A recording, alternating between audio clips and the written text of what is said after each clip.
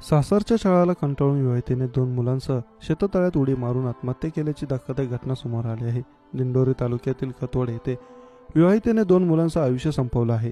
विवाहितेच्या नातेवाईकांनी घटनेस जबाबदार पती सासू दीर यांच्या विरुद्ध दिंडोरी पोलीस ठाण्यात तक्रार दिली असून पोलिसांनी आत्महत्येस प्रवृत्त केल्याचा गुन्हा दाखल करत तिघांना अटक केली आहे। मिळालेल्या माहितीनुसार चांदवड तालुक्यातील दोंडगावांवाडी येथील चंद्रकांत नारायण पुरकर यांची मुलगी अश्विनी सुदाम मुळाने वय वर्ष 31 हिचा विवाह 2012 मध्ये खतवड तालुका दिंडोरी येथील अर्जुन सुदाम मुळाने यांच्यासोबत झाला होता।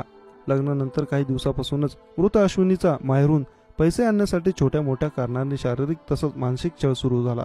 पुरकर कुटुंबियांनी वेळोवेळी रक्कम देत भांडण मिटवण्याचा प्रयत्न केला, परंतु नवरा अर्जुन सुदाम मुळाने, सासू हिराबाई, दीर प्रमोद यांनी वेळोवेळी विविध कारणांनी मीनाक्षीचा शारीरिक आणि मानसिक छळ करीत मारहाण करीत होते।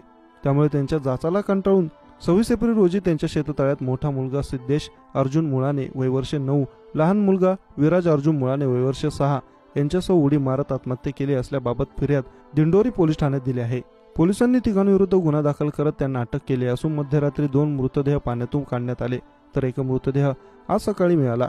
उत्तरीय तपासणीनंतर खतवड येथे शोककुल वातावरणात अंत्यसंस्कार करण्यात आले। दरम्यान घटना समजता मृत मीनाक्षीच्या नातेवाईकांनी खतवड येथे धाव घेतली। यावेळी तणावग्रस्त परिस्थिती निर्माण झाली होती। दिंडोरी पोलीस ठाण्याचे निरीक्षक रघुनाथ शेगर यांनी घटनास्थळी धाव घेत नातेवाईकांची समजूत घालत तणाव दूर केला। कोणताही अनर्थ घडू नये यासाठी पोलीस बंदोबस्त वाढवण्यात आला होता। वरिष्ठ पोलीस अधिकाऱ्यांनी घटनास्थळी भेट दिली।